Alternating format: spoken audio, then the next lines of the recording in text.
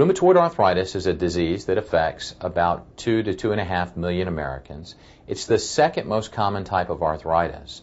It is the first, though, that we think of when we think of inflammatory arthritis. And inflammation, of course, has several characteristics.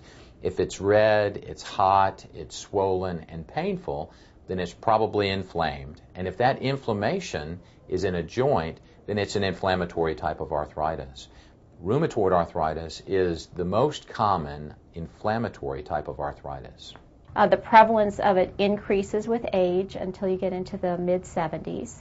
It is much more common in women than men. It occurs probably 3 to 4 times more often in females than it does in males.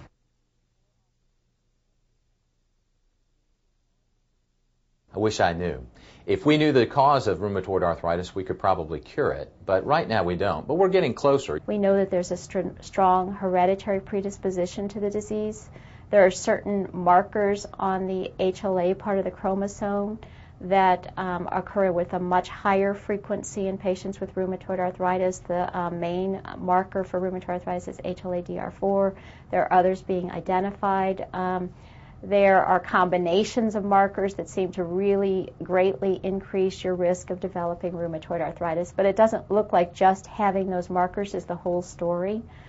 We think that you probably have to come in contact with something in the environment that stimulates your immune system, and then because you're genetically predisposed, you get this aberrant immune response that turns on your body and causes the disease.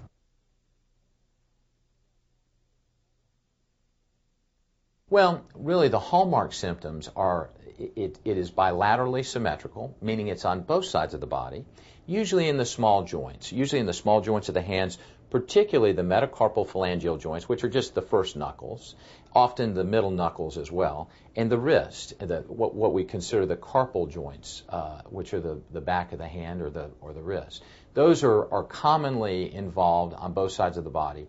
And of course in the feet, it would be the base of the toes. Other types of inflammatory arthritis might involve only maybe one knee and an ankle on the other side of the body. This will usually involve the wrists, the knuckles in the hands, the knees, the ankles, and all the joints in the toes. And will usually involve the same joints on both sides of the body. The patients are usually extremely stiff in the morning. Typically you'll get stiffness for more than an hour, so it takes them more than an hour to get going in the morning. And when you look at the patient, you'll see the swelling, you'll feel this kind of boggy, squishy feeling to the joints. Sometimes the joints will be red and warm to the touch.